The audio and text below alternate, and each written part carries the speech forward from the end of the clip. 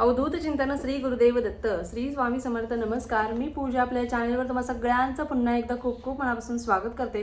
तुमच्या सगळ्या इच्छा स्वामी महाराज लवकरात लवकर पूर्ण करत ही स्वामींची प्रार्थना करते व आजच्या आपल्या व्हिडिओला सुरुवात करते.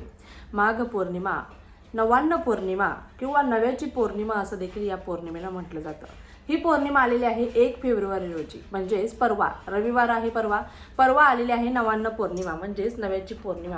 आता तुम्ही म्हणाल नव्याची पौर्णिमा म्हणजे काय? भरपूर लोकांना माहिती आहे.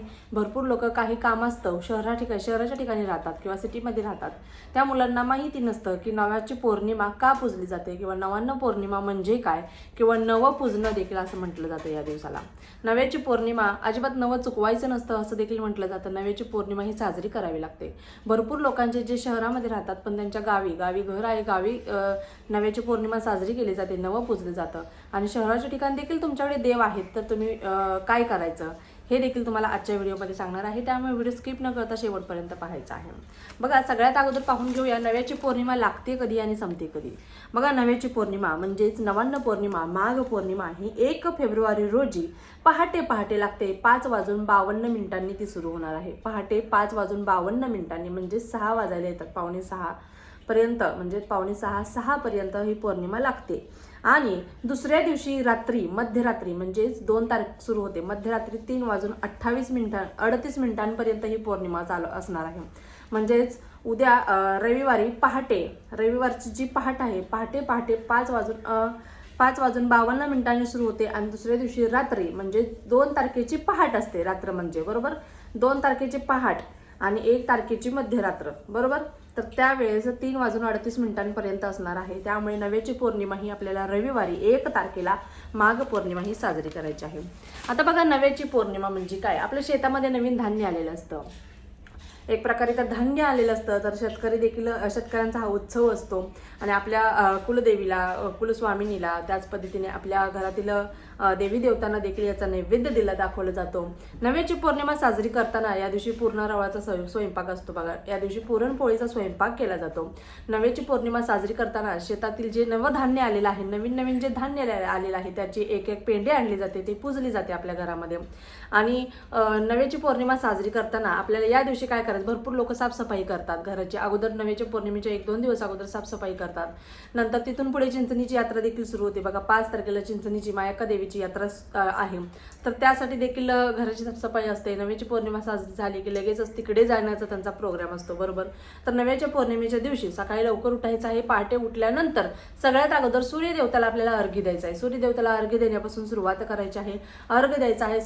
सूर्याला अर्घ्य देताना पाण्यामध्ये थोडंसं हळदी कुंकू, एक फूल अर्पण करायचं आहे आणि तुम्हाला ओम गृहिणी सूर्याय नमः म्हणत सूर्यदेवताला अर्घ्य अर्पण करायचे आहे. अर्घ्य हे 8 ते 8:30 पर्यंत जास्तीत जास्त अर्पण करायचं आहे.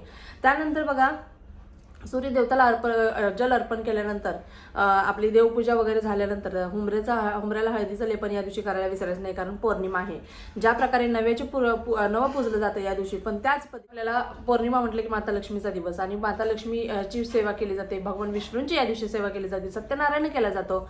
तर ज्या घरामध्ये तुम्हाला देखील माहिती आहे, ज्या घरामध्ये भगवान विष्णूंची सेवा केली जाते त्या घरातून कधीच माता लक्ष्मी बाहेर पडत नाही किंवा कधीच माता लक्ष्मी रुष्ट होऊन निघून जात नाही. त्यामुळे आपल्याला भगवान विष्णूंची जितकी जास्त होईल तितकी सेवा करायचीच आहे. माता लक्ष्मीची सेवा करायची. सत्यनारायण देखील याच दिवशी करायचं आहे, हे देखील तुम्हाला मी सांगते. बघा, आपल्याला हळदीचं लेपन वगैरे करायचं आहे आपल्या हुमऱ्याला. नंतर धूप, दीप, अगरबत्ती दाखवायची आहे. नव्याची पौर्णिमा या दिवशी पुरणपोळीचा स्वयंपाक केला जातो. प्रत्येक पदार्थ 9 संख्येमध्ये म्हणजे 9 संख्येमध्ये केला जातो. म्हणजेच 9 पुरणपोळी. भरपूर लोक चपाती देखील करतात. 9 पुरणपोळी, 9 चपाती असतात. म्हणजे प्रत्येक वस्तू 9 प्रकारामध्ये असते. त्याच पद्धतीने मोदक बनवले जाते, करंजी बनवली जाते, नंतर कणकीचे दिवे 9 बनवले जातात. बघा, आता मोदक बनवायसाठी सारण त्या दिवशी बघा, तीळ असतं, शेंगदाणे असतात आणि चिरमुरे या तिन्हींचं आणि ड्रायफ्रुट्स वगैरे तुम्हाला जे वेलची पावडर वगैरे सगळं टाकून एक प्रकारे सारण तयार केलं जातं आणि याचे आपण मोदक आणि करंजी बनवतो. जास्त प्रमाणात बनवायचं असतं, कारण बघा, जास्त प्रमाणात म्हणजे आपल्या घरामध्ये दुसरी लहान मुलं असतात, मुली असतात. तर अशा वेळेस काय होतं, नवं पुजलेलं जे असतं ते मुलींनी खायचं नसतं. म्हणजे जे अविवाहित महिला आहेत, म्हणजे ज्या कुमारिका आहेत, त्यांनी हे खायचं नसतं अजिबात. बघा, 9 पुजायला 9 मोदक आणि 9 करंजी. आता प्रत्येक गावाची पद्धती वेगळी असते. तुमची पद्धत कोणती आहे हे तुम्ही कमेंट बॉक्समध्ये आवर्जून सांगा. माझ्याकडे कोणती पद्धत आहे प्रत्येक गावाची ही पद्धत वेगळी असते. जसं की गाव वेश ओलांडलं की प्रत्येकाची पद्धत, परंपरा, रूढी, चालीरीती सगळं काही चेंज होत राहतं. तुम्हाला देखील माहिती आहे. तर माझ्याकडे कोणती पद्धत आहे, आमच्याकडे कशा पद्धतीने नव्याची पौर्णिमा साजरी केली जाते हे तुम्हाला मी थोडक्यात सांगणार आहे. बघा, नव्याची पौर्णिमेच्या दिवशी पुरणाचा स्वयंपाक केला जातो. त्याच पद्धतीने जसं की सांगितलं तुम्हाला, सारण तयार करायचं आहे, त्याचे मोदक आणि करंजी करायचे आहे. भरपूर ठिकाणी उकडीचे मोदक केले जातात, उकडीच्या करंज्या केल्या जातात आणि आमच्या इकडे तळणीच्या केल्या जातात. आम्ही तळून करतो, म्हणजे तळले जातं, फक्त उकडण्याच्या ऐवजी तळलं जातं. हीच पद्धत आहे. म्हणजे तुमच्याकडे उकडीचे करत असतील तर आमच्याकडे तळून करत असतात. म्हणजे तेच सारण असतं, फक्त उकडीचे केले जातात किंवा तळणीचे केले जातात अशा पद्धतीने. नंतर पुसताना सुपामध्ये एक प्रकारे पेपर अंतरला जातो. त्याच्यामध्ये 9 पोळ्या, ज्या प्रकारे आपण जो भात, जे आमटी केलेली आहे, कुरवडी केलेली आहे, भजी केलेली आहे, त्याच्यावरती सगळं प्रत्येक पोळीवरती 9 प्रकारे 9 नैवेद्य तयार केलेला जातो. 9 करंजा, नंतर 9 मोदक ठेवले जातात. नंतर कणकीचे दिवे बनवले जातात. आपण कणकीचे जे दिवे बनवतो त्याच पद्धतीने 9 कणकीचे दिवे बनवले जातात. त्याच्यामध्ये ते दिवे लावायचे, प्रज्वलित करायचे आणि सर्वात अगोदर प्रदोष काळामध्ये आपल्याला चंद्रदेवताला ओवाळून घ्यायचं असतं. म्हणजे चंद्राला आपल्याला ओवाळायचं असतं त्या दिवशी, पौर्णिमेच्या दिवशी, म्हणजे या नव्याच्या पौर्णिमेच्या दिवशी चंद्राला सगळ्यात अगोदर ओवाळायचं असतं. आता यामध्ये सगळ्यात मोठी दक्षता काय घ्यायची असते, तर ज्या आपल्या घरामध्ये लहान मुली असतात, कुमारिका असतात, तर त्या लहान मुलींनी किंवा अविवाहित मुलींनी ते दिवे बघायचे नसतात. ते दिवे बघू नये असं सांगितलं गेलेलं आहे शास्त्रामध्ये. त्यामुळे ते दिवे ज्यावेळेस तुम्ही प्रज्वलित करता त्यावेळेस आम्हाला आमची मम्मी एका रूममध्ये कोंडून ठेवायची. म्हणजे तिथून आम्हाला जोपर्यंत ते दिवे संपूर्णपणे विझले जात नाहीत किंवा ते दिवे मालवले जात नाही स्वतःहून, तोपर्यंत आम्हाला तिथून बाहेर काढतच नव्हते. आम्ही किती पण आरडाओरडा करू दे, आम्हाला बाहेर काढत नव्हते. तर त्यामुळे त्या मुलींना, आपल्या मुलींनी ते दिवे बघू नयेत. मुलांनी बघितले तर चालतात, मुलांना काही नाही होत, पण मुलींनी, अविवाहित मुली, त्याच पद्धतीने लहान मुली, कुमारिका मुली, त्यांनी ते दिवे पाहायचे नसतात. त्यामुळे त्यांनी दिवे पाहू नये यासाठी त्यांना एका साईडला बसवायचं आहे. चंद्रदेवताची पूजा करून घ्यायची आहे. चंद्राला ओवाळून आल्यानंतर ते सूप तशाच पद्धतीने किंवा ते ताट परत ज्याच्यामध्ये तुम्ही घेतलेले आहेत दिवे वगैरे, सुपातच शक्यतो घेतात आणि ते सूप आपल्या देवघरामध्ये ठेवायचं आहे. आणि देवघराभोवती एक पडदा झाका, म्हणजे जेणेकरून मुली आपल्या, बघा कधी कधी रूम छोटी असेल तर काही भरपूर प्रॉब्लेम्स येतात, तर अशा वेळेस बघा पडदा झाका, पडद्यातून कधी कधी ट्रान्सपरंट दिसतं आपल्याला, तर त्यावेळेस भरपूर लोक त्याच्यावरती काहीतरी अशी म्हणजे डालगा किंवा एखादी पाटी, टोप वगैरे त्याच्यामध्ये ती झाकून ठेवतात आणि स्वतःहून ते जेव्हा विजतील तेव्हा विजतील अशा पद्धतीने हे करतात. पण जोपर्यंत ते दिवे पूर्णपणे विजले जात नाहीत तोपर्यंत ते आपल्या मुलींनी पाहायचे नसतात. त्यासाठी आपण ही एक दक्षता घ्यायची आहे.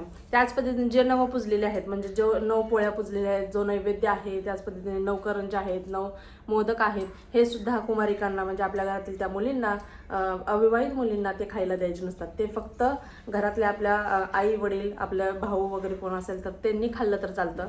आणि जे बाकीचं एक्स्ट्रा बनवलेलं आहे, जे मोदक करंजी एक्स्ट्रा वेगळं बनवलेलं आहे, त्यातलं त्यांना खायला दिलं चालतं. फक्त जे पुजलेलं आहे, नवं पुजलेलं आहे, ते मुलींनी खायचं नसतं. आणि याची एक दक्षता आपल्याला आवर्जून घ्यायचं आहे. त्यामुळे बघा, अशा पद्धतीने नव्याची पौर्णिमा साजरी केली जाते. आणि नवं पूजायला अतिशय महत्त्व आहे. नवं पूजणं ठेवू नये असं म्हटलं जातं, त्यामुळे आवर्जून पूजन करायचं आहे. आता माझ्या इथे गावी पूजलं जातं. आता इथे दिवे वगैरे आम्ही लावत नाही. आणि सिटीमध्ये माहिती आहे, आता आपल्याला माहिती आहे, पण बाकीच्या लोकांना माहिती आहे, नाही माहिती आहे, मुली बघतात वगैरे, त्यामुळे इथे शक्यतो दिवे लावले जात नाही. तर इथे फक्त पूर्णारावाचा स्वयंपाक केला जातो, घराला तोरणं लावले जातात, देवघर सजवलं जातं, देवांची पूजा केली जाते आणि पूर्णाचा जो नैवेद्य आपण केलेला आहे स्वयंपाक, तो नैवेद्य दाखवला जातो. अशा पद्धतीने आम्ही इथले साधी सोपी इथे पूजा करतो, कारण दिवे वगैरे नवं पूजलं जातं आमच्या मेन गावी. त्यामुळे इथे शक्यतो आम्ही फक्त पुरणपोळीचा स्वयंपाक करून बाकीच्या ज्या काही सेवा आहेत, भगवान विष्णूंच्या, भगवान माता लक्ष्मीच्या, त्या सगळ्या सेवा आम्ही करत असतो.